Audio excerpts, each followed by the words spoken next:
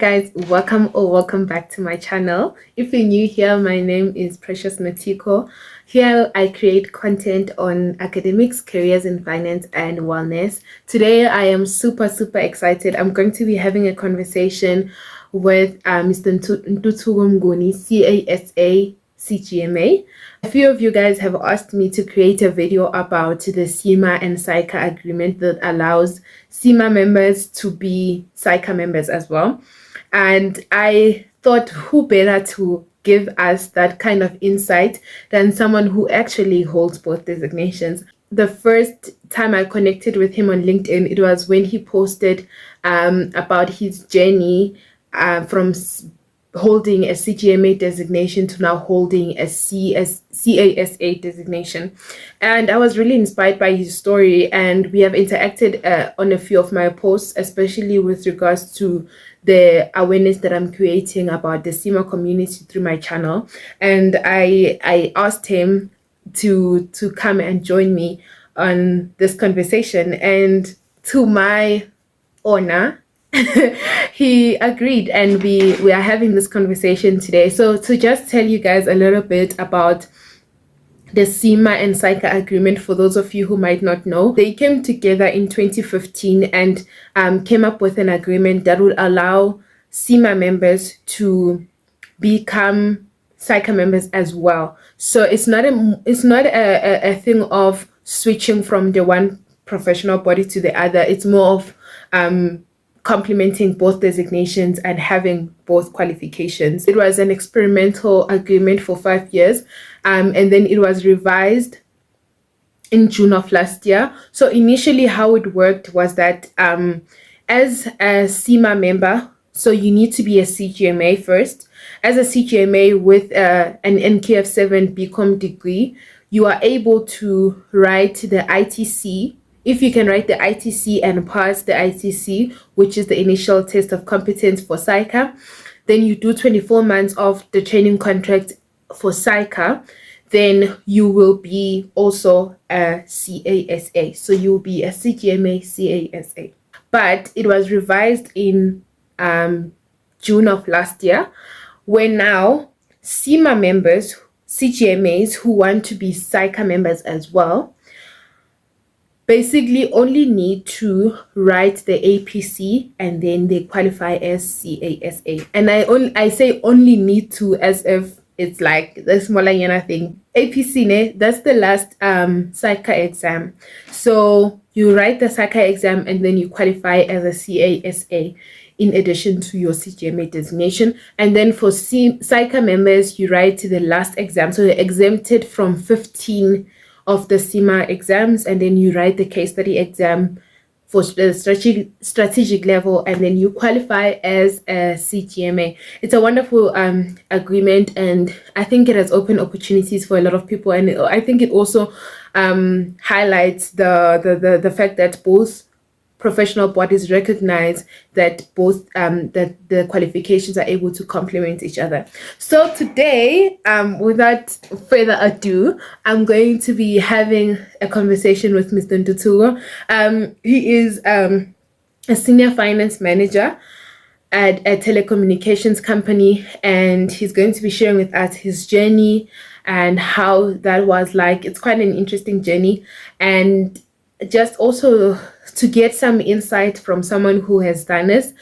I do know of a few people who have went from SAICA to CIMA. So if you guys would like me to have that conversation, when I say I know people, it's not like I'm a very well connected person, but by my lecturers, I have pretty amazing lecturers. I actually spoke to one of my lecturers who holds both designations, and I think it will be great to speak to her because she also taught CTA. So she was a lecturer for CTA before she was a lecturer for the financial management. So I think she's one person who's good to talk to when it comes to that, because she knows it from not just the practical and workspace background, but she also knows the technical things, like the academics and the theory and the differences between that. So I can also have her if you guys would like that. So please do comment down below and let's get into it. Can you please introduce yourself and also tell me a bit about, or tell us, since it's gonna be my YouTube channel, but just tell us a little bit about what you do and your current role. Okay, so my name is Ntuthuko Mnguni. I currently work as a finance senior manager at a leading telco. So I started out, from an academic background perspective by doing a BCom undergrad, and then I did my honors in finance at UJ.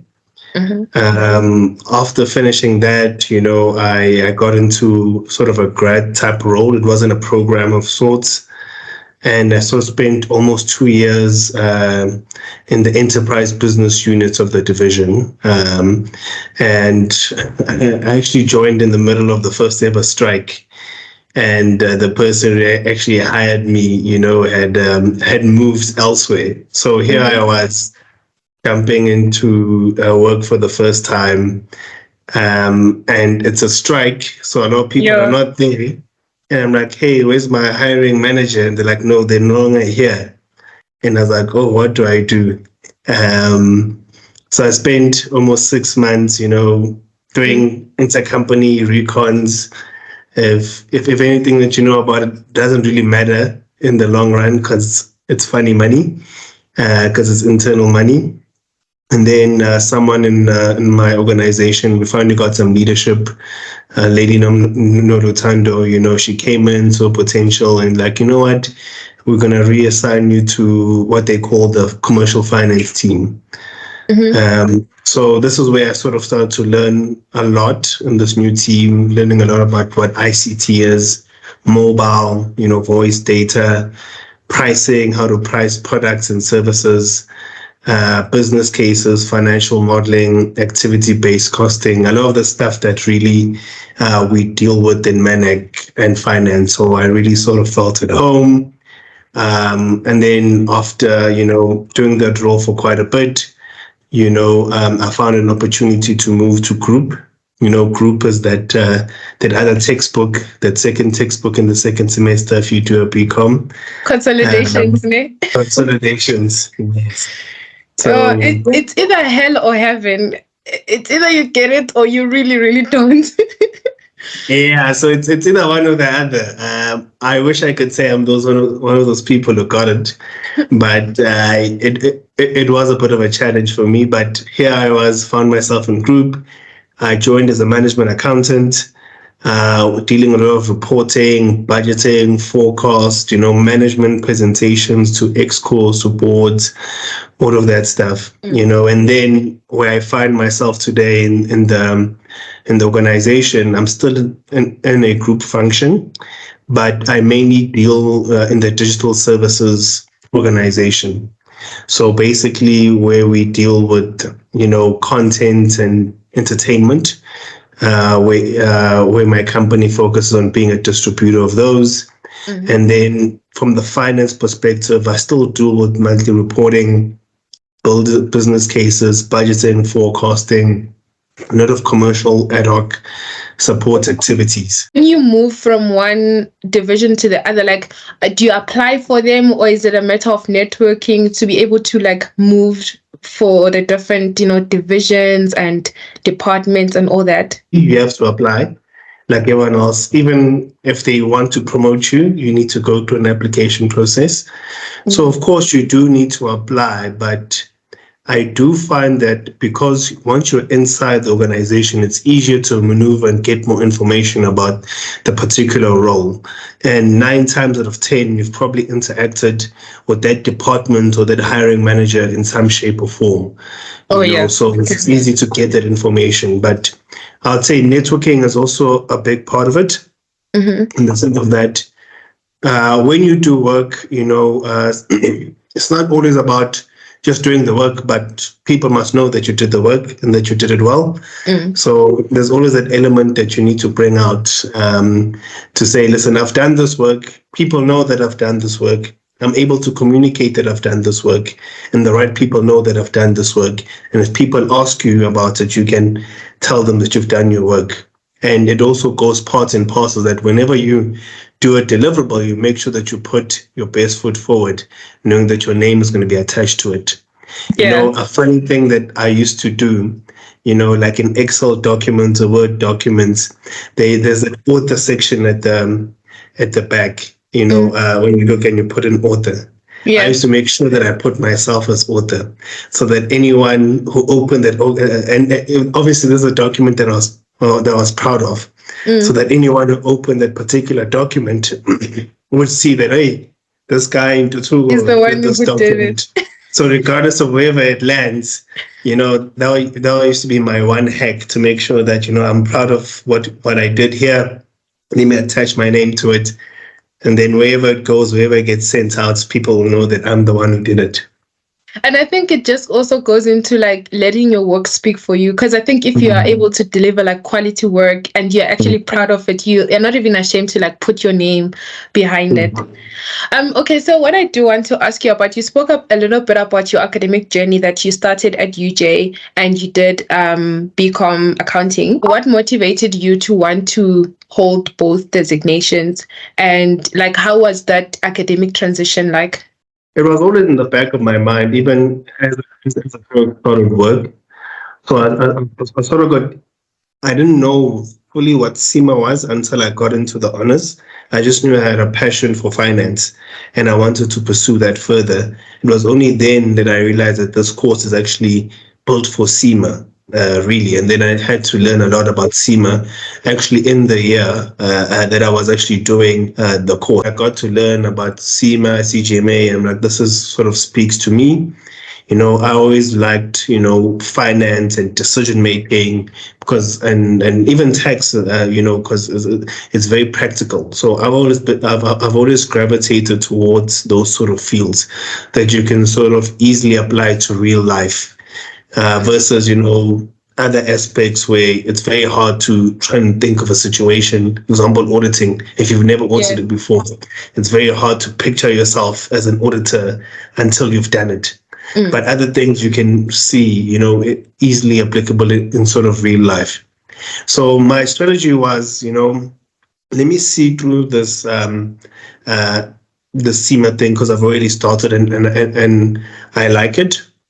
And I think one of the key moments, you know, was, you know, moving to group, right? Dealing with consolidations, because that's you dealing a lot of technical accounting things. Right now I'm confronted with IFRSs and ISs, and I'm like, oh, these are the things I didn't want to deal with, but here I am. But you still need to perform in your role. You still need to be a star in your role.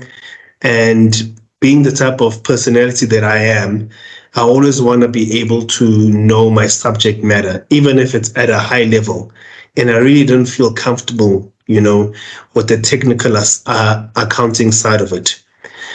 So that was back before I even made the sort of decision. It was in the back of my mind. I'm like, okay, IFRS what here, but I don't actually know the full IFRS, you know, and these are new standards that are coming out. So I'm like, I actually don't know, but it affects my work, but I don't know about it. So, and then when COVID hit, you know, it gave me a chance, you know, to sit down and like, actually, maybe there's an opportunity to sort of upskill myself.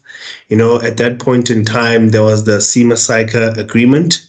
So where the initial one, the initial one. So that I think it was signed off in 2015. So that one, all you needed to do, I'm saying all you needed to do, but it was quite a lot. It's a lot. It's a lot. But what you needed to do was to basically write and pass the ITC exam and then do 24 months of SAICA contract, but you're exempt from writing the APC contract. Well, I decided to, you know, let me start with the easy part in my mind because you can control the exam. So at the end of, you know, 2020, I was like, you know what?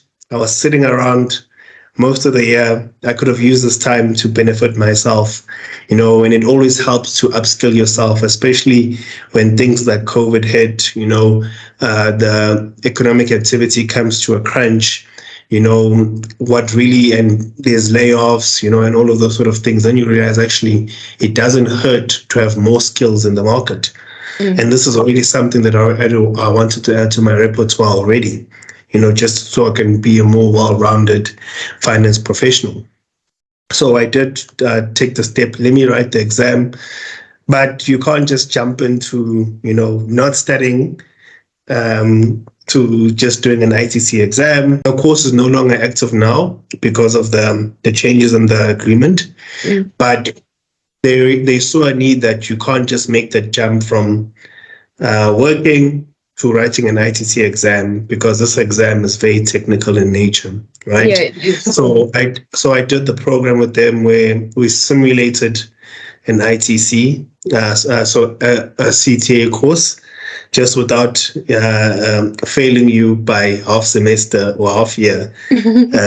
Luckily, otherwise I don't think we would have made it. And how long was that course for? It was about a year, starting from, I think, the second week of January, and it ended 2 weeks. It ended 2 weeks before December, before the end of December. So it was practically the whole year. It's like CTA almost. Like CTA, but on weekends. So basically I had a job on the weekends. Sure. Man, that takes a lot. But I think you're also motivated because you really wanted to upskill yourself. No one was pushing you. So maybe that was like motivation enough. There's a lot that you learn at work that they don't teach you at school. So you treat it as any other thing. That's the beauty. I guess the gift and the curse of studying while working is that you have a greater appreciation for studies now that you're working, and now you don't have time. But then you actually realize that, studying is just simply the matter of learning something and practicing it until you get it right. You almost sort of take it for granted when you're studying full time. But that was my experience. I realized, oh my word, I actually could have done a lot better while you were at school, because you didn't have all these other responsibilities. Exactly. How was that, like that year of studying, like in terms of being able to balance work and school and also a life? Like, how was that year like for you? The COVID weight, which I already got in 2020, so I don't want to mix the issues up. So I already came in unfit into 2021. Physically so.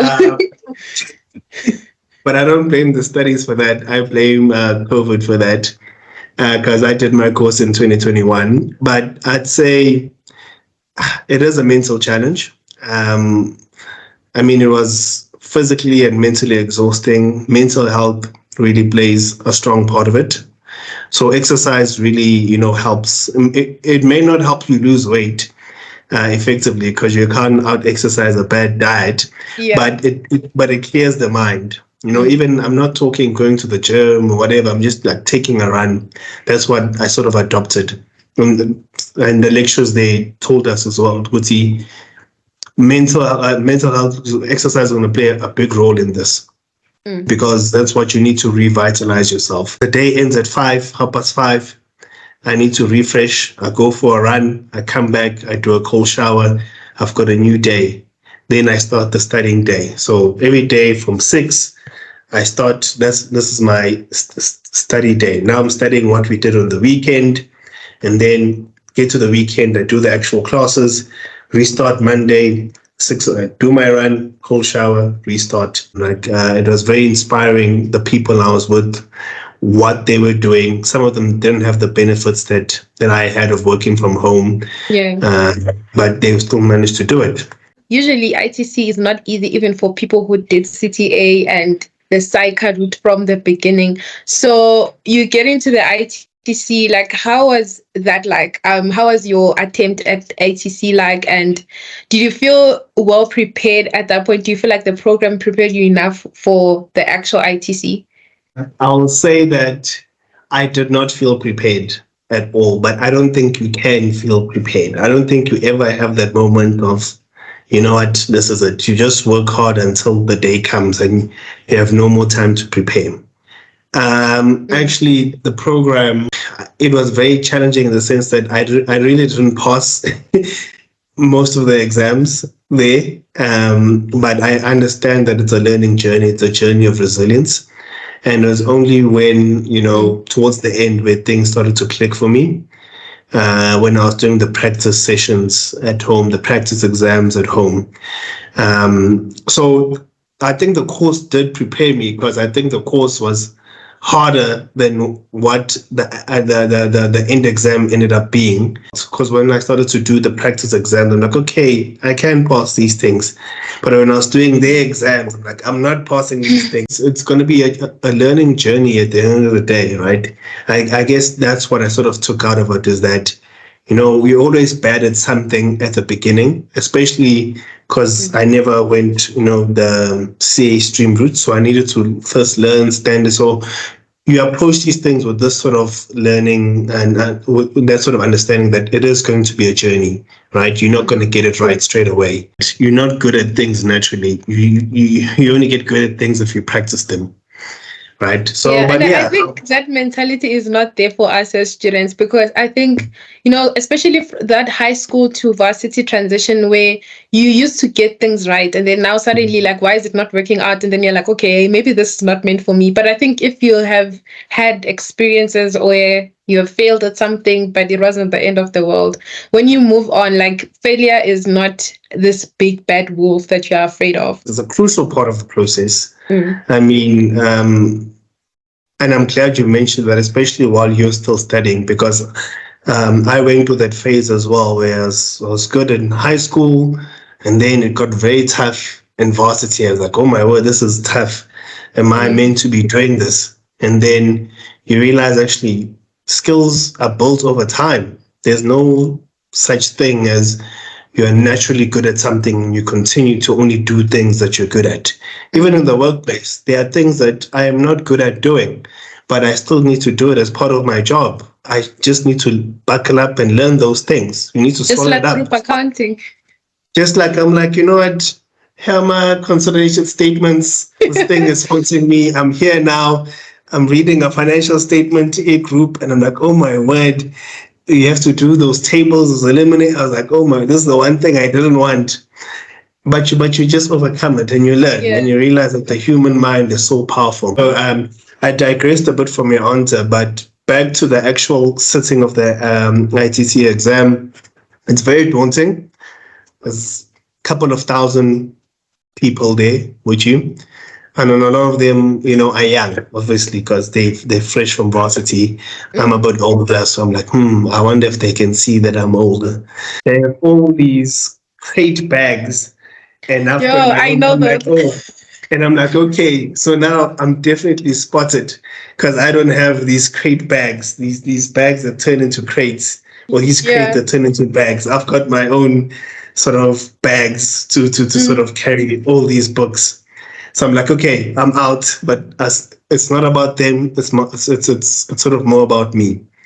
So the actual, it's a 2-day exam. You write pretty much the whole day from 8 in the morning up until 5 p.m. And you end up leaving the venue because of the traffic by 7. So you probably get home by 8. And then you need to do that back to back. I left that venue not being 100% sure if I made it or not. But I trusted in a higher power. I said I did my best, and that's all I can. That's what I can do. So, what was the plan initially? Was it to do the 2 years of articles with SAICA? So, were you like wanting to leave your role that you had at that time to do SAICA Articles for 2 years? That was my original plan. I was like, let me take the first step, and then I'll figure out the rest.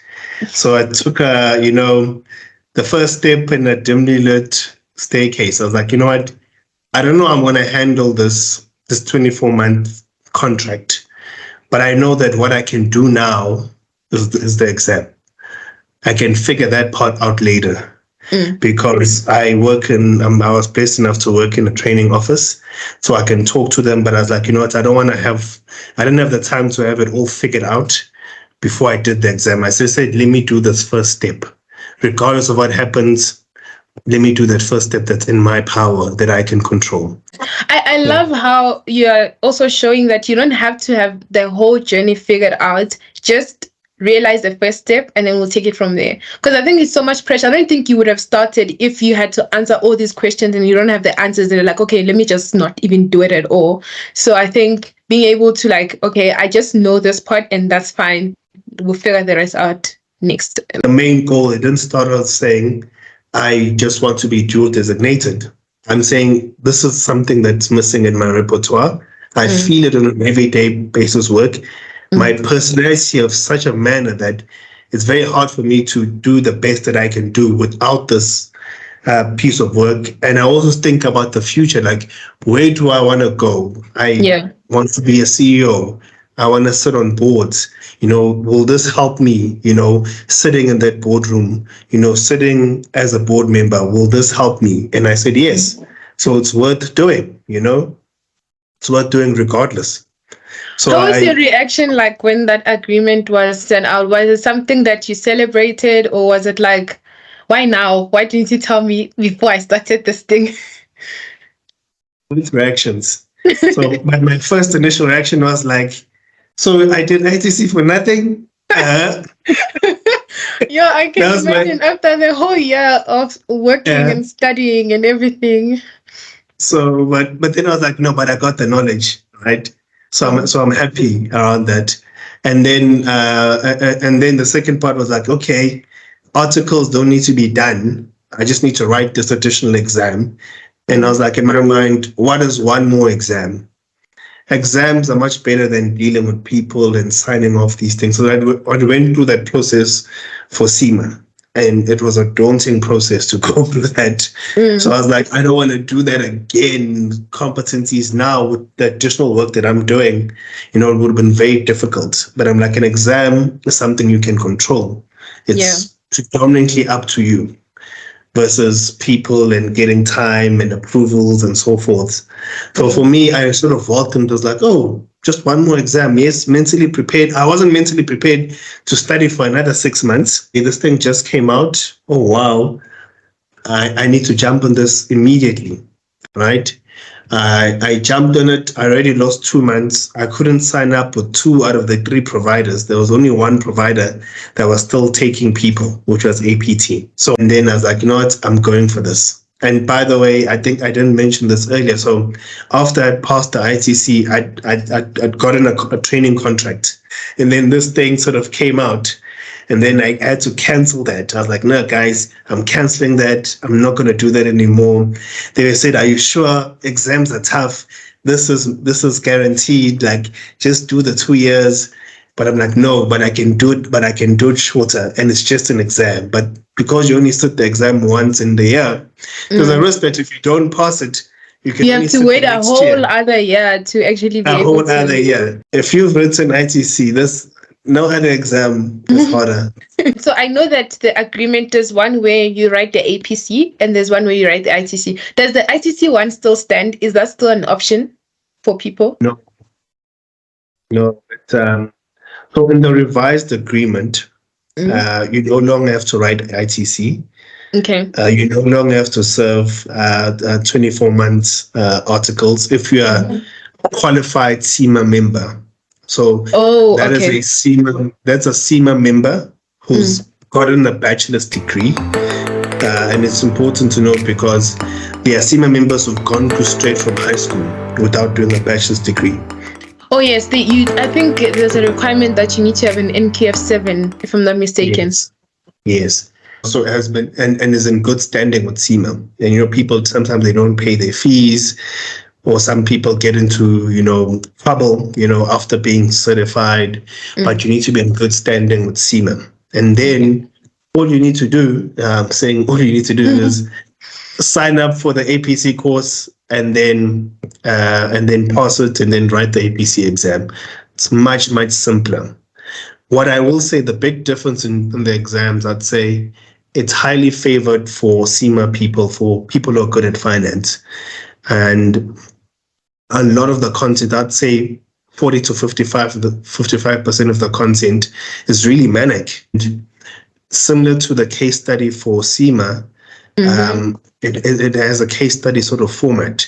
So it's highly geared, for people like us. And I think that's why this agreement sort of took shape. Came into place, because they saw that CIMA and SAICA are better together than apart. And that's sort of my view as well. So saying, take the best elements of CIMA and infuse SAICA with them, and take the best elements of SAICA and infuse CIMA with them. My view, and staring on the CIMA side and getting into work with that CIMA background, was that it was easy for me to learn commercial concepts, products, pricing, understand the strategy, right? And then building business cases, building financials and so forth. But then it was very hard for me to translate it into the technical accounting rules, right? Because I wasn't too strong in that department. And vice versa. There were people who were very strong at interpreting financial results, knowing IFRS, knowing all these technical accounting terms and processes, but were not commercially strong, couldn't understand the strategy, couldn't build a link between the numbers and the strategy, right? And I thought, you know what, it's better to have both of these, best of both. And it sort of made sense why SAICA and CIMA sort of got together, because one definitely needs the other. I think it worked in your favor to have that. Already you did have the background of MANEC and the finance aspect of it, but then now you've also strengthened your knowledge of tax and accounting, IFRS, and all those things. So I think even though the agreement was, it was changed midway in your journey, I think it worked in your favor to have like a bit of both. I would be lying if I said it didn't. There's still some technical aspects of it in the APC exam, but it's not as much. You know, the beauty of the APC exam is that it really measures depth, but you screen it and you understand it much like you would in the workplace. You'll identify from the case study that this is an IFRS 15 issue. Go and read IFRS 15 and understand it. Versus ITC is like, we don't know what the issue could be. It could be any IFRS, could be anything. So you have to have a much broader knowledge of everything, but you're not going to use a lot of it in the actual exam. So I feel like APC is better, and it's more similar to work life. And I think we need to be practical. In work life, things are not like the ITC. You always sort of know what issue that you're dealing with, and you allow the time to deep dive that issue. And that's why I think you don't need the ITC, right? Yes, it's good for you to learn those things, but a year after the fact, I don't even remember. You don't even remember. Exactly. I don't. But what I know that I can do is that if I see an issue at work that's dealing with IFRS, I can go back to the standard, read it, and be like, okay, what does it say? What does it say? Which is what APC is. So I feel like if you just get that skill, that's enough. Because real life doesn't work like that. You don't have to know, you don't need to be a walking IFRS textbook.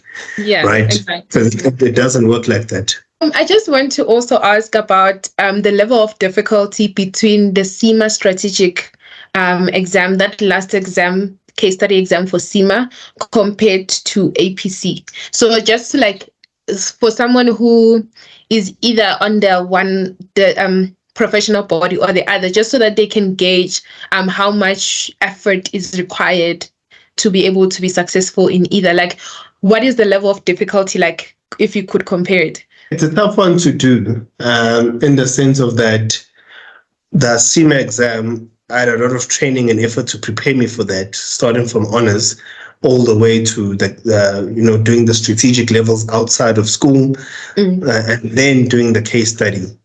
So versus APC, where I had about 6 months to understand the space. So from a difficult, yes, it's harder to do something in a shorter space of time than it is over a longer space of time.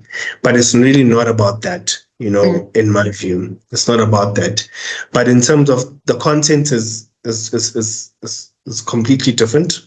And also I need to take into account the time gap from when I did my case study to when I did APC. A lot of things have changed since then. But I would say it's equally difficult, to be honest. But I guess what can make it more difficult is your background.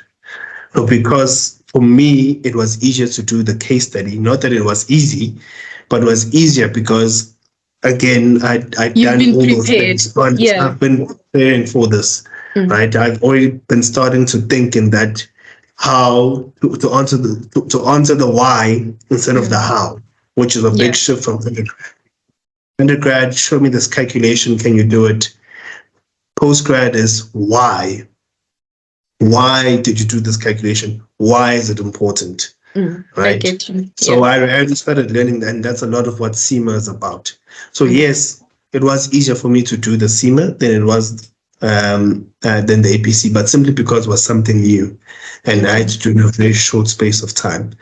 But I'd say equally the other way around. If someone was doing CA and had to do now the case study, that I think they'd have an equally difficult time as well.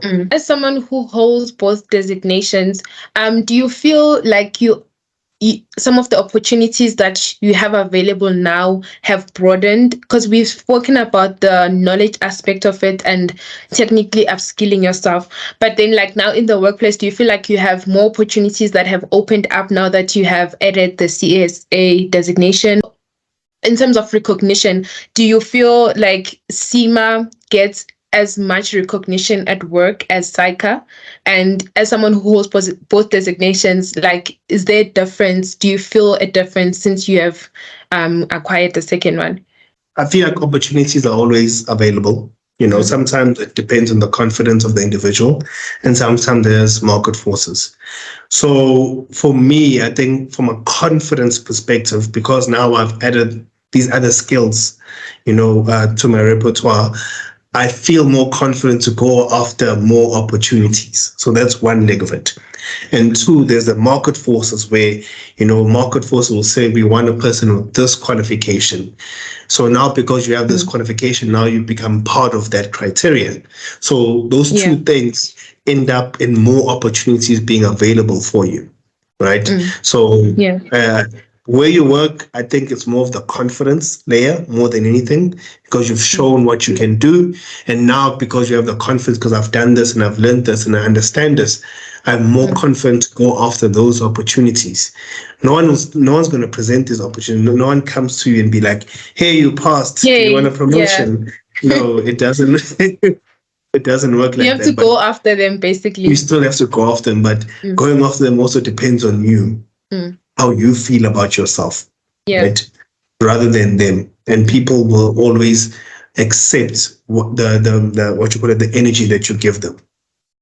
And the second part of your question, in terms of recognition in general, I feel like it depends on the lens of view. If you grew up in South Africa, like myself, you knew CASA before you even knew what that was. You've heard that term before. The marketing that's done by SAICA is quite phenomenal. You watch Business Day. You watch Business Day. You can't watch an hour of Business Day in prime time without seeing a SAICA advert, right? It's got prominence, and it's the CEOs and CFOs of the JSE are predominantly CASAs. Right. So, and that's due to them, one, being homegrown, two, becoming they were a first mover. They were here a long time before CIMA came through. So we need to give kudos to that organization, what they've done and what they continue to do, and how they promote the brand, of CASA. And they still continue to do their job, even with the crisis that happened in the middle with the whole audit crisis, and they've managed to navigate that well. Right. So I do feel it will by default have more recognition because of those advantages. And I'm not even talking content per se. CIMA, from when I started to where it is now, has grown leaps and bounds. Like, I'm amazed. Like, you see ads now that are looking for CIMA or SAICA. You see people looking strictly for CIMA. You even see programs that are specifically designed for CIMA. When I started, there was basically almost no programs specifically tailored for CIMA individuals. Yes, there could be more programs, but now I see programs. I'm like, actually, and I think it speaks to the content and the caliber of the individuals that come from the CIMA process. So to answer your question, yes, I think CSA has more recognition, but rightly so, because they started first. They've built up that brand, and because they started first and they're also homegrown, they will have that natural advantage in South Africa. Right? Maybe in the UK it's completely different because CIMA is born and bred in the UK, then it's over here. Yeah. So, but what they lack in promotion and first mover advantage, I feel like they make up for in content, and really strategic thinking, which is where the world is headed. The people don't need more people to count the same thing. They need people to be strategic CFOs, right? They need to understand the strategy, the commercials, and finally the numbers. But it's no longer just that I need someone who can count the numbers really well, who can do accounting really well. They need someone who has all of those skills. The language of businesses is still accounting and IFRS. So you still need to know that whether you like it, whether you're in finance or not, the CFOs are not essential finance people, but you need to understand how IFRS affects your accounting and how IFRS affects how you report to the market, to shareholders and other stakeholders, because you need to abide by those rules. Right. So you can't get away from that. And I don't think if you really, unless you want to specialize in a certain area, but if you want to go all the way, to CFO, CEO, board and all that, it's something that you need. Not a matter of this versus that. It's more of like complementing both designations. And I think it's even great that both designations or both professional bodies actually also recognize that they're able to see that, okay, there's element of SAICA and element of CIMA that are going to be beneficial. I think that's how this whole agreement came about even. So I think it's great that we are moving towards that, being mutually complementary in terms of the different designations. I think the last part that I want to ask you about is for someone who is like me, maybe still either maybe someone who's doing CTA or someone who's doing honors in financial management, and in the next 5 years they're considering getting both designations. What advice would you give? Like, what considerations are we supposed to have before we just get into the hype? Like, I think it's not just about having those both designations on your name, and it's bigger than that. So like, what are some of the things that we need to think about, and what advice would you give for someone who's going from either designation to the other? Why do you want this, right? I'd say it's not for everybody to do, right? In fact, I'd say it's not even for everybody to get a professional designation in the first place, right? I think some people do certain things because it's the most logical thing to do. Yeah. But I think you need to first ask yourself the why. I think the why is critically important. Ask yourself, what do I want to do with my life? What do I want to do professionally? And then how is this going to help me? How is having one or the other or both going to help me? So my reasons comes from a sense of why. I had a strong why to why I wanted to do this, right? But I would say to someone, look internally first, ask yourself, scan the market. What are my strengths? What are my passions? What role do you want to play in the industry, right? Or what is it I want to do? I always say that it's always best to build a strong and wide foundation, especially if you don't know yet, so that your options become more. Then maybe if you haven't figured out that question yet, it's always best then to build a strong foundation so they have a lot of options. So yes, follow that path if you still don't know. But if you know, I think go straight for it. Right? Don't waste time getting qualifications that you'll never use, that you don't plan to use. Right? Go straight for it. Go straight for your passions.